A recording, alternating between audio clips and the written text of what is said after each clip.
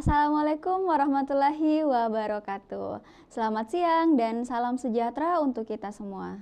Salam hormat saya kepada Bapak Ibu guru pendamping yang masih setia mendampingi adik-adik untuk mengikuti pembelajaran skolastik pada hari ini. Salam cerdas juga untuk adik-adik andalan Sulawesi Selatan. Baik adik-adik, hari ini kita akan melanjutkan pembelajaran skolastik Bahasa Indonesia, tentunya bersama saya, Nur Fadilah. Generasi Smart School berkarakter cerdas Ki. Oke, adik-adik, hari ini kita akan melanjutkan pembelajaran skolastik, yaitu Bahasa Indonesia, untuk subtes pengetahuan dan pemahaman umum. Nah, materinya masih sama ya, melanjutkan materi yang sebelumnya yaitu sintaksis, yang dimana materi khususnya adalah kalimat efektif. Nah, sebenarnya kalimat efektif ini bukan hanya dipelajari untuk subtes pengetahuan dan pemahaman umum saja ya, tetapi juga dipelajari untuk subtes pemahaman bacaan menulis. Jadi kalau kita belajar kalimat efektif itu kita sudah belajar untuk dua subtes ya, dua subtes bahasa Indonesia. Nah, kalimat efektif. Apa sih definisi dari kalimat efektif itu? Jadi sebenarnya ada beberapa referensi ya yang mendefinisikan mengenai kalimat efektif. Nah, di sini saya ingin menyampaikan bahwa kalimat efektif adalah kalimat yang menginformasikan pesan atau ide secara tepat. Dalam hal ini tidak terjadi salah tafsir. Nah, jadi kalimat efektif baik itu kalimatnya diucapkan secara langsung atau dalam tulisan, nah itu penafsirannya akan tepat ya, dikatakan kalimat efektif. Nah, kalimat tersebut dikatakan kalimat efektif jika meliputi beberapa syarat. Nah, syarat yang pertama adalah kalimat efektif harus sesuai EYD atau ejaan yang disempurnakan. Nah, maksudnya adalah kalimat tersebut harus memiliki ejaan yang benar, tanda baca yang benar. Seperti itu. Kemudian syarat yang kedua, kalimat efektif harus sistematis. Jadi, seperti yang sudah kita pelajari ya, bahwa kalimat itu memiliki unsur-unsur dalam kalimat. Minimal ada dua ya, ada subjek, ada predikat. Nah, kemudian bisa juga ada objek, ada keterangan, ada pelengkap. Nah, tetapi unsur-unsur tersebut harus dalam posisi yang tepat, jadi tidak bertukar-tukar ya. Nah, itu adalah salah satu syarat dari kalimat efektif. Kemudian, syarat yang lain yaitu tidak boros atau bisa juga dikatakan kalimatnya tidak bertele-tele. Nah, jadi seperti apa kalimat boros itu? Nah, kalimat boros itu adalah kalimat yang di dalam kalimatnya itu biasanya terdapat kata yang berulang atau kata yang katanya berbeda tetapi maknanya sama ya. Nah, jadi dalam kalimat itu, dalam kalimat efektif harus dihindari yang seperti itu. Kemudian syarat berikutnya yaitu tidak ambigu. Nah, dalam KBBI ambigu artinya memiliki makna ganda. Jadi dalam kalimat efektif harus menggunakan ejaan, menggunakan kata, dan menggunakan intonasi yang tepat agar tidak menciptakan salah tafsir ya, seperti itu. Nah, kemudian ada ciri-ciri kalimat efektif. Jadi kalimat efektif ini adik-adik sangat banyak ya soalnya yang keluar di ujian di UTBK ya. Jadi harus diperhatikan baik-baik. Nah, ciri-ciri kalimat efektif yang pertama adalah kesepadanan struktur. Nah, apa saja karakteristik dari kesepadanan struktur itu? Yang pertama adalah minimal dalam kalimat tersebut itu harus ada subjek dan predikatnya. Seperti yang bisa kita lihat di sini. dia belajar. Nah, dia bertindak sebagai subjek dan belajar di sini bertindak sebagai predikatnya. Nah, ini adalah kalimat efektif. Nah, kemudian kesepadanan struktur juga di sini adalah tidak ada preposisi di depan subjek. Masih ingat preposisi ya? Preposisi adalah kata depan. Nah, hindari ada preposisi di depan subjek. Contohnya misalnya, bagi semua peserta diharapkan datang tepat waktu. Nah, pasti adik-adik sering mendengar kalimat seperti ini ya, apalagi di sekolah. Ternyata kalimat tersebut tidak efektif. Kenapa? Karena ada preposisi yang terletak di depan subjek. Bagi, kata bagi di sini bertindak sebagai preposisi. Nah, kalau letaknya ada di depan subjek, maka seharusnya ada tanda koma ya, karena bertindak sebagai keterangan. Tetapi di sini tidak ada tanda koma sehingga akan merusak atau mengganggu fungsi subjeknya sehingga menyebabkan kalimat menjadi tidak efektif. Seharusnya di sini adalah semua peserta di sini harusnya bertindak sebagai subjek. Tetapi karena ada bagi, ya ada kata bagi sehingga mengganggu fungsi subjeknya. Oleh karena itu kalimat ini itu tidak efektif. Nah, yang efektifnya adalah semua peserta diharapkan datang tepat waktu. Nah, seperti itu ya. Jadi hindari preposisi di depan subjek. Kemudian selanjutnya, ini tidak ada subjek ganda. Nah, jadi dalam kalimat efektif itu tidak boleh ada subjek ganda ya. Contohnya, adik demam sehingga adik tidak dapat masuk sekolah. Nah, di sini yang bertindak sebagai subjek adalah adik ya. Demam sehingga adik, ada lagi adik di sini. Gitu. Jadi, adik di sini itu akan mengganggu ya, menyebabkan pemborosan sebenarnya, pemborosan kata ya, sehingga kalimatnya menjadi tidak efektif. Efek baru dikatakan efektif ketika adik dihilangkan. Jadi adik demam sehingga tidak dapat masuk sekolah. Seperti itu. Kemudian hati-hati menggunakan konjungsi depan predikat. Nah, contoh kalimatnya ya. Dia yang meninggalkan saya pergi. Nah, kenapa tidak efektif? Karena di sini ada dia di sini bertindak sebagai subjek, meninggalkan itu bertindak sebagai predikat. Ada konjungsi di depan predikat. Ada kata yang. Nah, masih ingat mengenai struktur kalimat yang sudah kakak jelaskan sebelumnya ya, bahwa kata yang di sini akan menyebabkan terjadi perluasan subjek. Nah, ada perluasan subjek ya, perluasan subjek dia, sehingga menyebabkan kata meninggalkan ini tidak bertindak lagi sebagai predikat, tetapi bertindak sebagai subjek. Nah, sehingga satu kalimat ini bertindak sebagai subjek.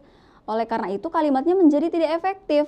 Baru dikatakan efektif ketika kata yang dihilangkan ya, dia meninggalkan saya pergi. Nah, itu baru sesuai atau efektif.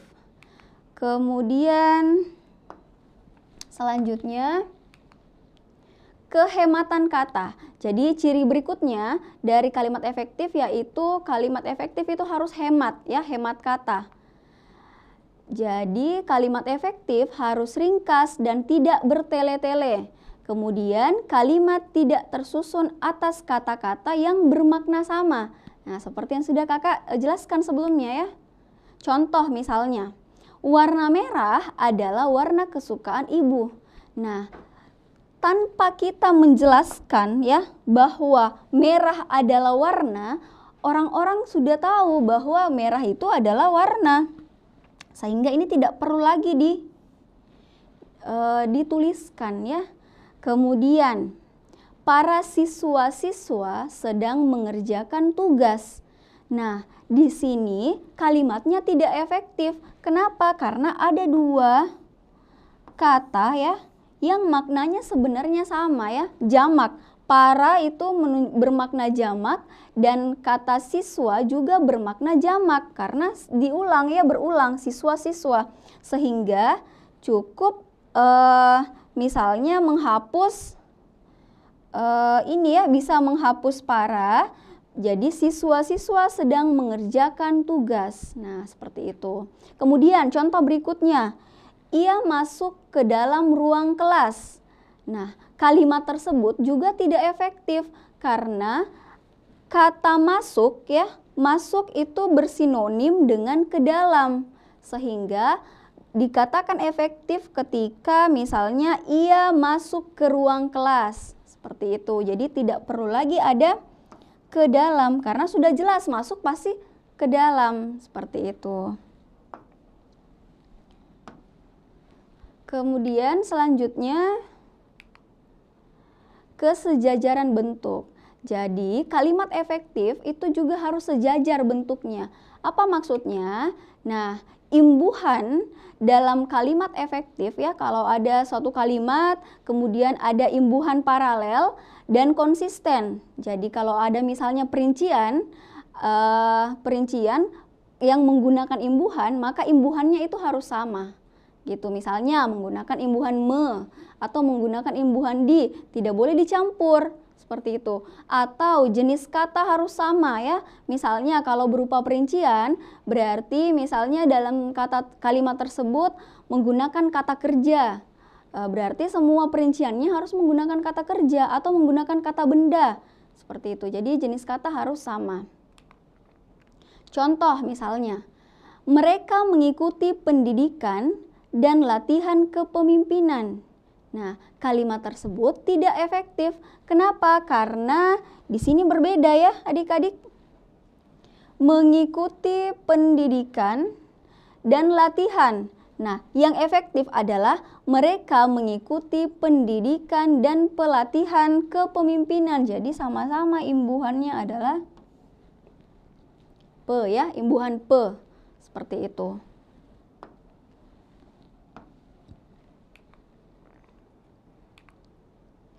Selanjutnya, ciri berikutnya adalah ketegasan makna. Nah, kalimat efektif juga harus tegas maknanya, di mana meletakkan keterangan di awal kalimat untuk memberi efek penegasan. Jadi, preposisi sebenarnya tidak masalah ada di depan ya, tidak masalah jika berada di depan subjek, tetapi harus diberikan penegasan dengan memberikan tanda koma biasanya. Nah, biasanya dijumpai pada kalimat perintah atau larangan ataupun anjuran. Contohnya, kamu sapulah lantai rumah agar bersih.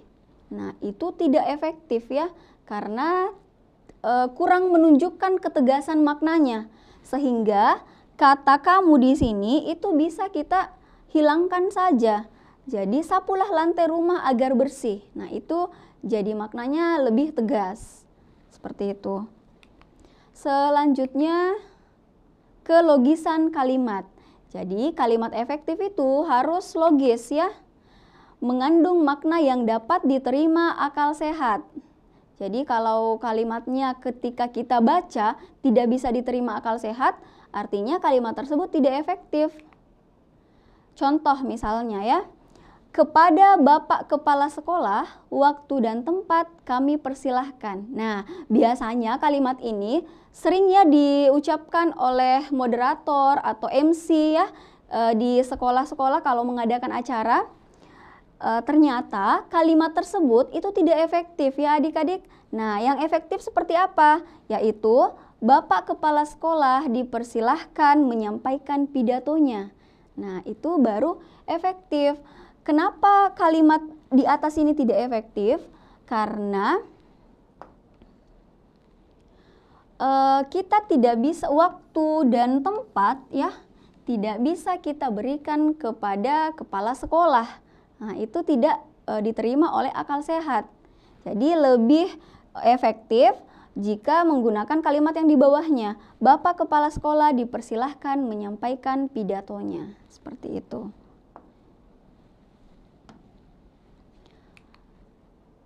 Nah, kemudian ini adalah contoh soal ya.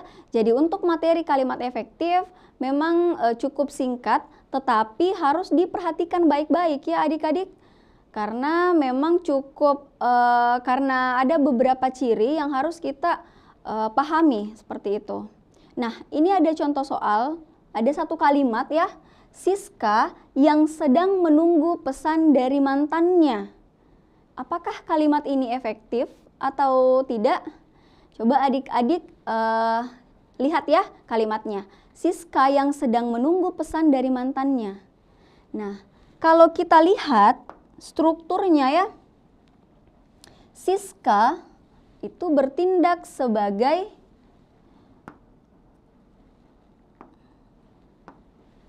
Siska di sini bertindak sebagai subjek. Yang sedang menunggu pesan dari mantannya, ada kata yang, masih ingat tadi ya yang saya jelaskan, yang di sini akan bertindak sebagai perluasan. Nah, perluasan apa? Perluasan dari Siska, perluasan dari subjek.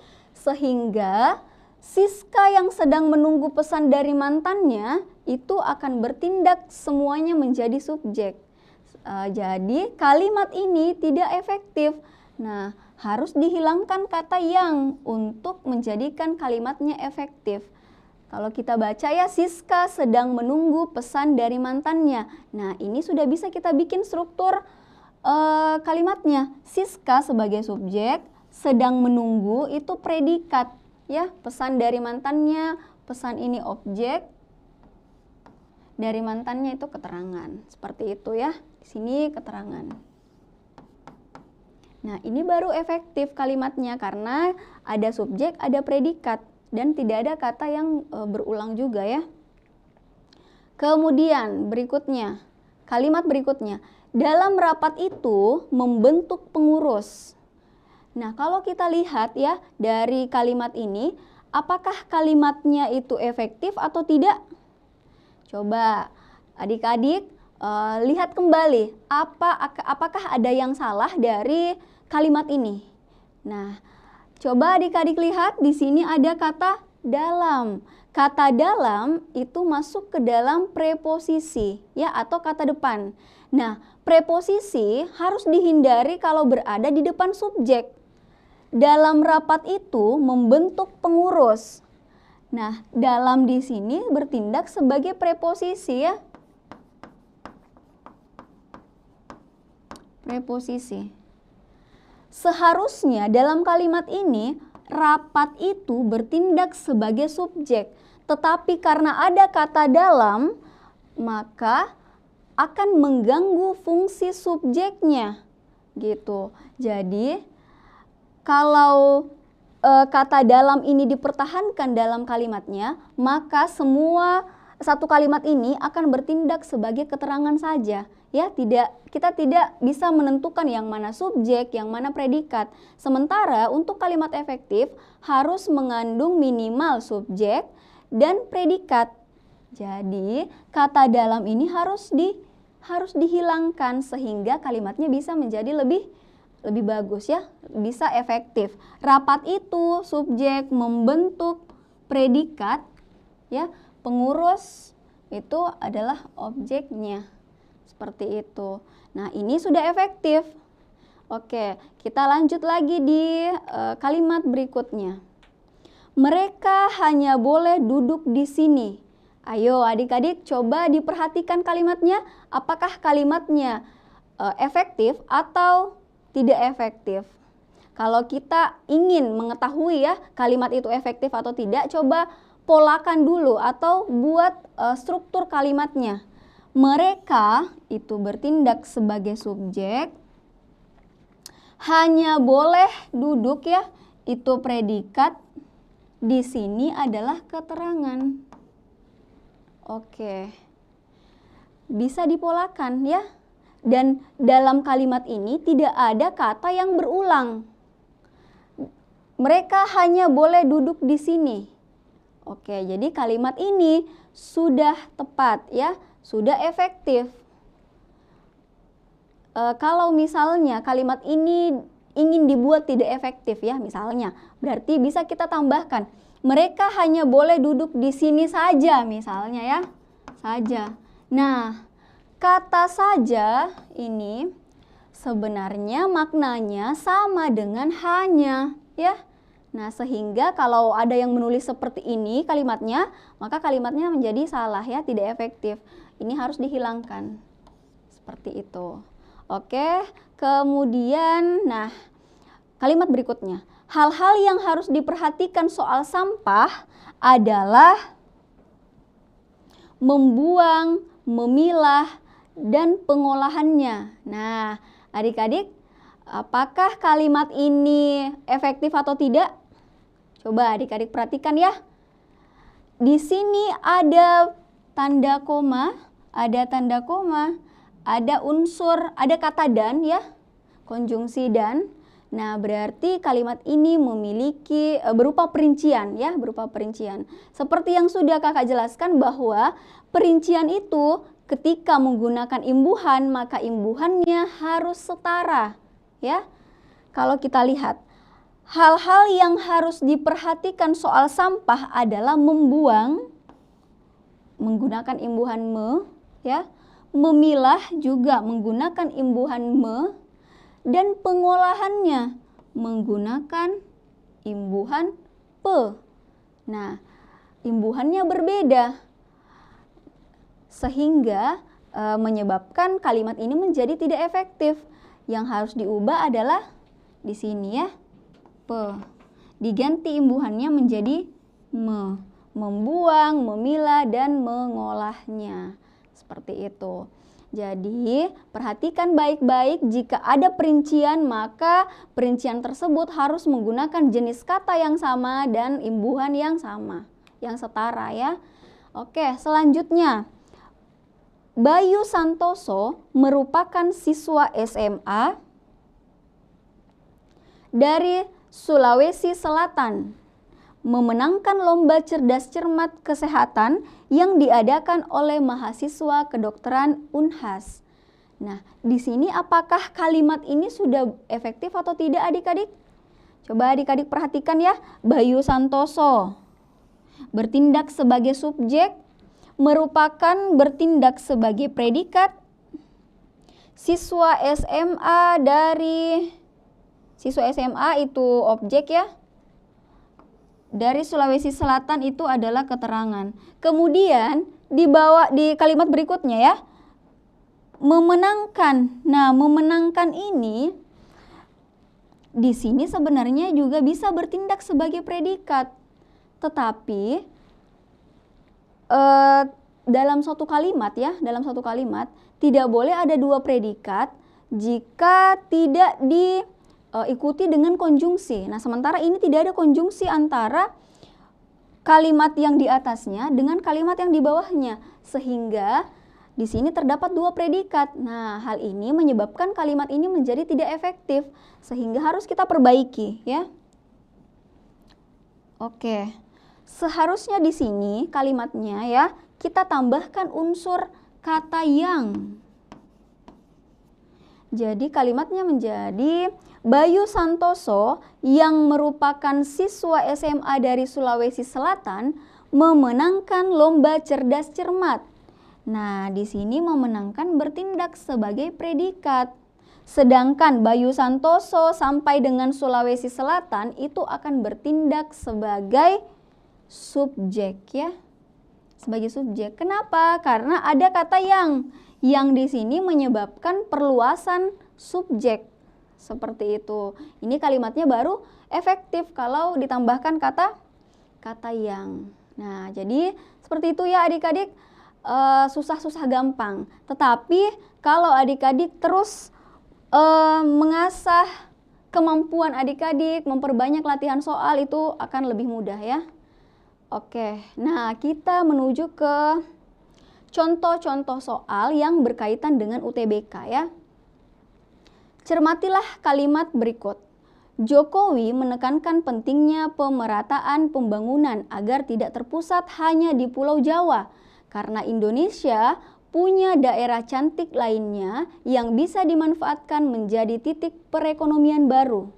Nah, pertanyaannya adalah, manakah saran perubahan yang tepat agar kalimat tersebut menjadi kalimat efektif? Oke, berarti kalimat ini itu perlu diperbaiki ya, perlu diberikan saran perubahan. Nah, apakah opsi A, mengganti kata terpusat menjadi dipusatkan? Kita coba tandai dulu. Mengganti kata terpusat. Hanya ini ya, terpusat. Terpusat diganti dipusatkan. Berarti Jokowi menekankan pentingnya pemerataan pembangunan agar tidak dipusatkan hanya di Pulau Jawa, karena Indonesia, sebenarnya kalimatnya bisa diganti dipusatkan karena tidak merubah makna ya. Tapi kita keep dulu untuk opsi A. Kalau opsi B, mengganti kata punya menjadi memiliki hanya di Pulau Jawa karena Indonesia punya. Ini diganti memiliki kalau kita masukkan ya kalimatnya. Hanya di Pulau Jawa karena Indonesia memiliki daerah cantik lainnya. Ataukah yang mana yang lebih enak didengar ya? Hanya di Pulau Jawa karena Indonesia punya daerah cantik. Nah, jadi kalau kita lihat ya, kata punya itu sebenarnya merujuk kepada kata kerja. Kata kerja. Sedangkan kalau memiliki itu merujuk kepada kata benda. Nah, apa yang dibahas di dalam kalimatnya? Yang dibahas adalah daerah. Daerah cantik ya. Kalau daerah cantik itu adalah benda, nomina ya, nomina. Nah, sehingga yang cocok menggantikan punya adalah memiliki. Seperti itu. Di opsi B ini juga tepat. Kalau opsi C, mengganti kata dimanfaatkan menjadi memanfaatkan. Oke, di sini ya. Mengganti kata dimanfaatkan menjadi memanfaatkan. Kita coba baca dulu kalimatnya. Indonesia punya daerah cantik lainnya yang bisa memanfaatkan menjadi titik. Nah, itu kalimatnya menjadi tidak logis ya. Sehingga ini bisa kita coret ya. Ini tidak salah ya, kurang tepat. Kalau D, menghapus kata punya. Kalau ini dihapus, kita coba baca kalimatnya. Karena Indonesia daerah cantik. Nah, itu juga kalimatnya menjadi tidak logis. Oke, ini kurang tepat ya. Mengganti karena menjadi sehingga. Oke, di sini ya berarti kita coba baca dulu kalimatnya. Jokowi menekankan pentingnya pemerataan pembangunan agar tidak terpusat hanya di Pulau Jawa sehingga Indonesia punya daerah cantik. Nah, itu juga kurang tepat ya. Kalimatnya menjadi tidak logis karena di sini kalimatnya itu adalah kalimat sebab ya. Sedangkan kalau sehingga itu merujuk kepada akibat. Nah, jadi ini juga tidak tepat. Oke, tersisa opsi A dan B. Nah, tetapi kalau opsi A ya, kalau kata terpusat itu juga kalimatnya menjadi benar. Kalau diganti dipusatkan juga bisa, tetapi terpusat juga benar. Nah, tetapi kalau opsi B, kalau kita menggunakan punya itu merujuk kepada kata kerja, sementara dalam bacaan merujuk kepada kata benda ya. Jadi sehingga jawaban yang tepat itu adalah yang B, seperti itu. Oke. Semoga dipahami ya adik-adik. Kita lanjut ke soal berikutnya. Nah, ini adalah jawabannya ya. Perbaikannya yaitu karena Indonesia memiliki daerah cantik lainnya. Oke, selanjutnya. Nah, ini ada bacaan ya. Kita ke soal terlebih dahulu. Kalimat manakah yang tidak efektif pada bacaan tersebut? Yang tidak efektif, apakah kalimat A, kalimat 1, B, kalimat 2, C, kalimat 3, D, kalimat 4, dan E, kalimat 6. Oke, ingat ya adik-adik, opsinya 1, 2, 3, 4, dan 6. Kita coba melihat ke bacaannya. Kita lihat dulu di kalimat 1. Meskipun gejala dan efeknya hampir mirip, ada perbedaan besar antara stres dan depresi. Oke, di sini ada tanda koma. Tanda koma ini sudah benar penggunaannya. Kenapa? Karena ini memisahkan ya keterangan. Ada meskipun itu menunjukkan bahwa keterangan pengantar kalimat. Kemudian memisahkan antara kalimat intinya. Ada perbedaan besar antara stres dan depresi, ini kalimatnya sudah benar. Di kalimat 1 ini sudah efektif. Kita lihat lagi kalimat kedua. Depresi merupakan masalah kesehatan mental umum yang dapat menyebabkan periode kesedihan berkepanjangan dan memicu pikiran bunuh diri. Oke, kita lihat struktur kalimatnya. Depresi adalah subjek, merupakan adalah predikat, masalah kesehatan mental umum yang dapat menyebabkan dan seterusnya ya, sampai bunuh diri, itu adalah objeknya ya. Objek. Nah, ini juga sudah benar kalimatnya. Ada subjek, ada predikat, ada objek. Kalau kita lihat juga dari kalimatnya ya, sudah tepat. Nah, kemudian kita lihat lagi di kalimat ketiga. Di lain sisi, di lain sisi, koma, tanda koma ini sudah benar penempatannya karena di sini adalah keterangan pengantar kalimat. Stres juga masalah umum dan serius, tetapi ini juga sudah benar, ada tanda koma sebelum kata tetapi ya. Sering diremehkan dan menganggap sebagai bagian dari kehidupan sehari-hari. Nah, ada imbuhan ya, ini berupa perincian dan ada imbuhan di, lalu ada imbuhan me. Nah, berbeda ya. Sementara yang kita pelajari bahwa kalimat efektif ketika berupa perincian maka harus menggunakan imbuhan yang setara. Sementara ini tidak setara, berarti kalimat 3 itu tidak efektif ya. Ini tidak efektif. Kita simpan dulu untuk kalimat ketiga. Kita menuju ke kalimat keempat. Apa perbedaan antara depresi dan stres? Oke, ini juga sudah benar. Pertanyaannya ya, kalimat pertanyaannya sudah benar. Kemudian opsi berikutnya adalah kalimat 6. Sama seperti gangguan kardiovaskular, depresi dikategorikan sebagai sebuah penyakit. Nah, ini juga sudah benar penggunaan tanda koma di sini itu sudah benar ya. Sama seperti gangguan kardiovaskular, ini menunjukkan keterangan ya. Kemudian tanda koma ini mempertegas kalimat utamanya. Depresi dikategorikan sebagai sebuah penyakit.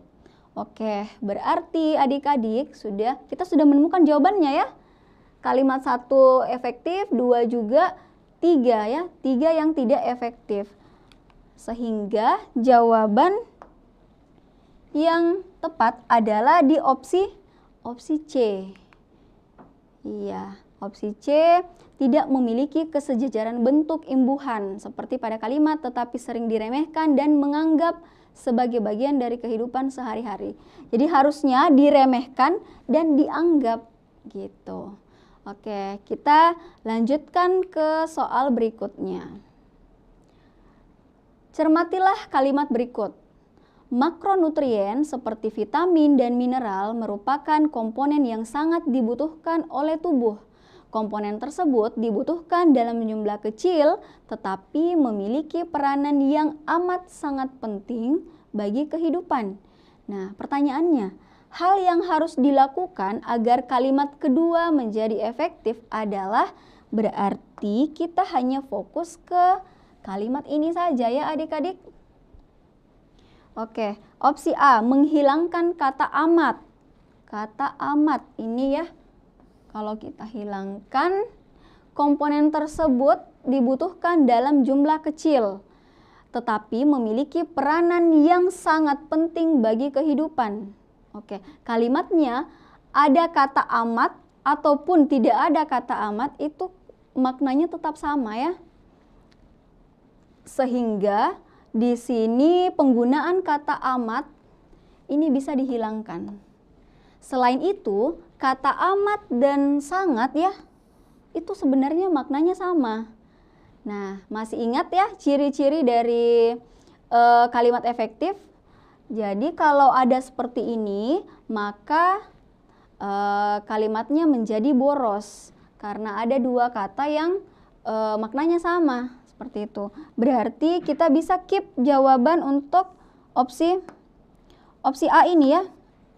Kalau B, mengganti kata tersebut dengan kata itu. Komponen tersebut, diganti dengan komponen itu dibutuhkan dalam jumlah kecil. Nah perlu adik-adik ketahui ya, bahwa kata tersebut itu kalau dalam KBBI artinya menunjukkan bahwa ada kata sebelumnya yang sudah dijelaskan. Nah, kata sebelumnya adalah ini ya, makronutrien. Kalau itu, kata itu ya, kata itu merujuk kepada sesuatu yang ditunjuk, yang jauh ya. Nah, berarti penggantian kata tersebut dengan kata itu tidak tepat ya. Lebih tepat jika menggunakan kata tersebut. Ini salah berarti. Kemudian C, mengganti kata peranan dengan kata fungsi. Kata peranan. Tetapi memiliki peranan yang sangat penting. Kalau kita ganti, tetapi memiliki fungsi yang sangat penting bagi kehidupan. Nah, kalau kita lihat kalimatnya, lebih cocok jika tetap menggunakan peranan ya. Itu kalau diganti menjadi kurang tepat. Kemudian opsi D, menambahkan kata manusia setelah kata kehidupan. Berarti di sini ya adik-adik, manusia. Sangat penting bagi kehidupan manusia. Nah, tetapi kita tidak tahu dalam kalimat ini yang dibahas itu adalah tubuh manusia kah atau tubuh organisme lain. Jadi tidak bisa kita tambahkan ini kata manusia. Kemudian opsi E, mengganti kata bagi dengan di. Ini ya, berarti sangat penting di kehidupan atau sangat penting bagi kehidupan. Nah, lebih tepat jika menggunakan kata bagi. Kalau di itu merujuk kepada keterangan tempat ya. Sehingga ini juga salah. Jadi yang tersisa adalah jawaban opsi A yang tepat.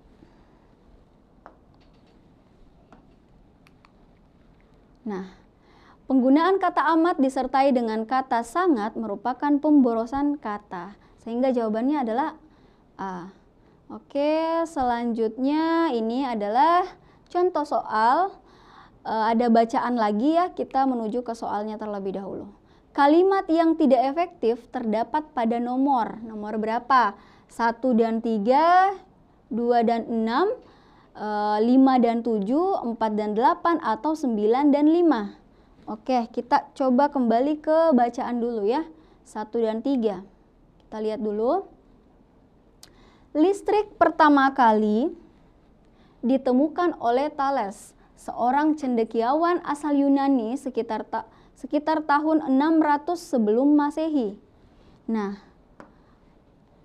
opsi 1 ini, kalimat 1 ini, listrik pertama kali ditemukan. Listrik pertama kali itu adalah subjek ya. Listrik itu subjek, ditemukan itu predikat, oleh dan seterusnya itu adalah objek.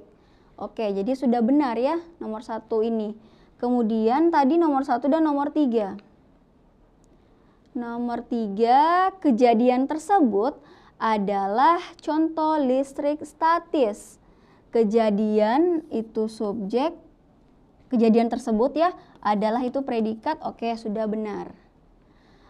Kemudian opsi B, 2 dan 6. 2 itu kalimatnya, ia pertama kali mengetahui listrik karena mengamati batu amber yang digosokkan ke kain wol akan menarik benda ringan di dekatnya. Nah, ini juga sudah efektif ya. Ia itu subjek, mengetahui predikat listrik itu adalah objeknya. Kalimat setelahnya itu berupa kalimat penjelas ya. Seperti itu. Jadi nomor 2 juga ini sudah efektif.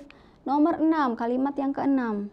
Penelitian fenomena batu amber ini dilanjutkan. Oke, penelitian fenomena sampai ini ya, itu bertindak sebagai subjek, dilanjutkan itu predikat.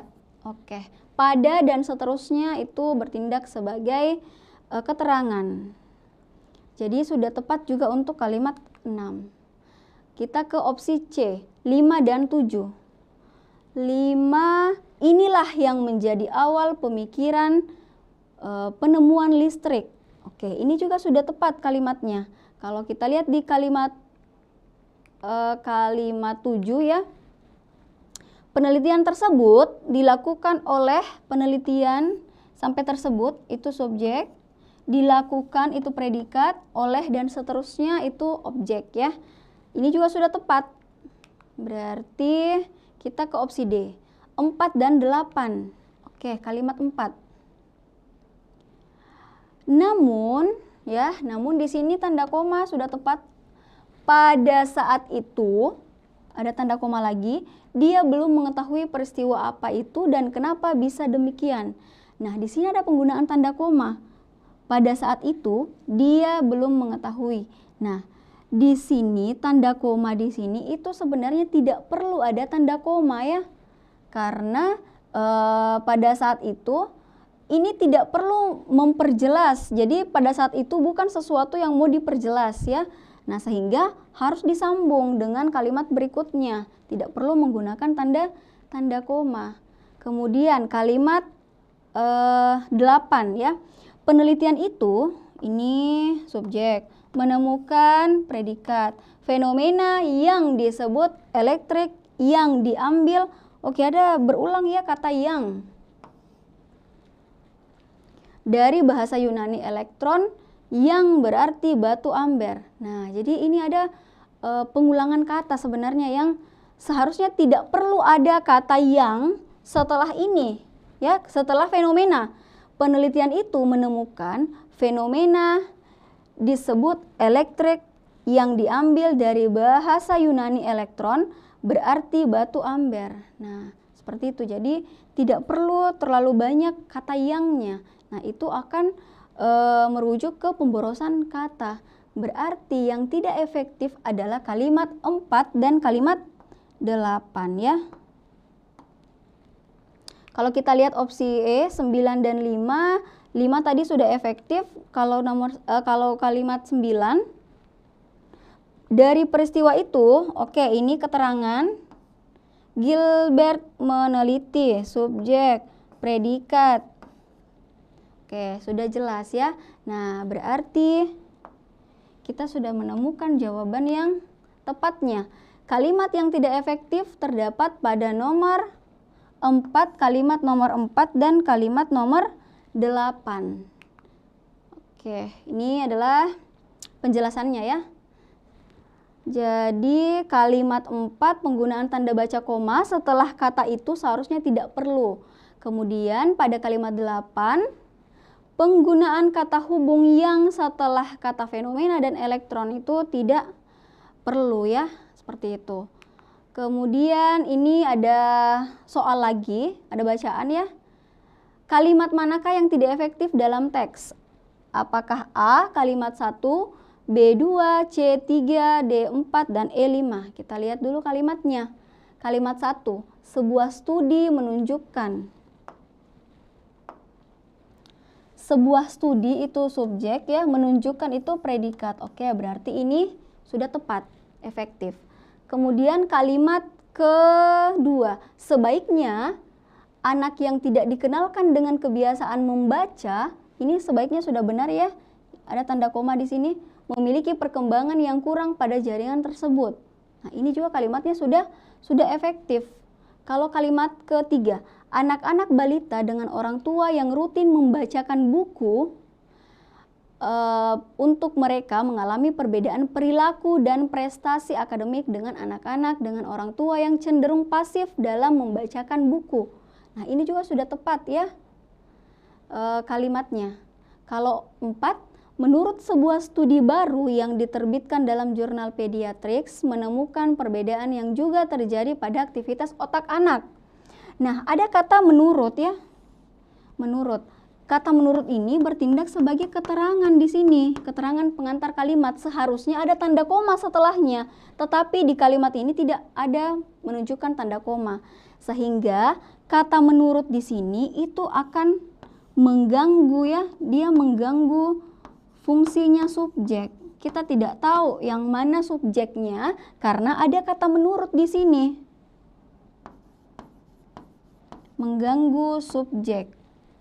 Seharusnya yang menjadi subjek adalah sebuah studi baru yang diterbitkan dalam jurnal Pediatrics. Kemudian predikatnya adalah menemukan. Gitu. Oke, berarti kita bisa sudah bisa menyimpan ya kalimat 4 ini tidak efektif. Kalau kalimat kelima. Kalimat kelima, peneliti, subjek, mengamati, predikat. Oke, perubahan dan seterusnya itu adalah objek. Oke, berarti kalimat 5 juga sudah benar. Nah, sehingga tersisa di kalimat 4 ya yang tidak efektif. Berarti jawabannya ini adalah yang opsi D. Oke, ini penjelasannya ya, kita skip saja karena saya sudah jelaskan. Lanjut ke contoh soal berikutnya. Nah, cermatilah kalimat berikut. Lebih dari 5% situs berbahaya di hosting di Inggris saat organisasi dimulai, tetapi jumlah itu sekarang telah dikurangi menjadi 2%. Pada tahun 2020, ratusan ribu alamat web URL berbahaya dihapus. Berdasarkan teks, kalimat akan efektif apabila disempurnakan dengan apakah A. Menghilangkan tanda koma sebelum kata tetapi? Ingat ya, ini juga masih ada kaitannya dengan aturan penggunaan tanda baca. Jadi, tanda koma itu harus ada setelah kata tetapi, ya. Jadi tidak boleh dihilangkan sehingga ini salah. B. Mengganti tanda titik pada kalimat 1 dengan kata hubung sehingga. Di kalimat 1 berarti di sini ya. Di sini yang kita hilangkan terus kemudian digantikan dengan sehingga. Tidak tepat juga ya, tidak tepat juga jika menggantikan kata sehingga. Kalau C, menambahkan kata hubung dengan demikian setelah tanda titik kalimat 1. Dengan demikian pada tahun 2020 ratusan tidak cocok juga ya, tidak sesuai, tidak logis kalimatnya. Kemudian mengganti kata di hosting, ini ya di hosting dengan di hosting. Oke, perbedaannya di sini ada tanda hubung ya, tanda hubung yang diberikan. Di hosting ini berarti ya diberikan tanda hubung. Ingat, hosting ini adalah bahasa asing. Kemudian bertemu dengan unsur bahasa Indonesia. Nah, aturan penulisan tanda hubung adalah ketika ada imbuhan, kemudian bertemu dengan unsur kata asing ya, maka harus disertai dengan tanda hubung. Jadi di sini penulisan dalam kalimat tersebut kurang tepat sehingga harus ditambahkan tanda penghubungnya ya. Gitu. Sehingga opsi yang benar itu adalah opsi D. Seperti itu adik-adik ya. Kita coba lanjut. Nah, ini penjelasannya. Oke, nah selanjutnya ini juga salah satu soal yang paling sering keluar ya di dalam soal-soal UTBK yang berkaitan dengan kalimat efektif. Frasa yang cenderung tidak ditemukan dalam kamus, pemecahannya oleh komputer sulit, dan hacker sulit meretas pada kalimat 7 akan menjadi benar bila susunannya. Nah, ini kalimat 7 sebenarnya saya tidak tampilkan ya bacaannya di sini ya adik-adik, tetapi kita bisa menjawab tanpa melihat kalimatnya ya. Jadi ada kalimat yang cenderung tidak ditemukan dalam kamus, pemecahannya oleh komputer sulit, dan hacker sulit meretas. Akan menjadi benar bila susunannya. Nah, seperti apa ya? Ingat, ada perincian. Kalau perincian maka imbuhannya harus setara. Kita lihat dulu untuk opsi A. Yang cenderung tidak tertemukan dalam kamus, sulit pemecahannya oleh komputer, dan sulit diretas. Nah, ini banyak sekali ya imbuhan yang digunakan, imbuhan ter, pe, dan di. Sehingga ini opsinya salah. Kalau opsi B, yang cenderung tidak ditemukan dalam kamus, sulit dipecahkan oleh komputer, dan hacker sulit meretasnya. Nah, ini juga salah ya, tidak sejajar bentuk imbuhannya. Kalau opsi C, yang cenderung tidak ditemukan dalam kamus, pemecahannya oke, sudah jelas salah ya, karena ini menggunakan imbuhan di, kemudian ini imbuhan pe. Lalu opsi D, yang cenderung tidak tertemukan dalam kamus, sulit terpecahkan oleh komputer, dan peretasannya oke, beda lagi ya imbuhannya. Ini salah, berarti tersisa E. Kita lihat yang opsi E.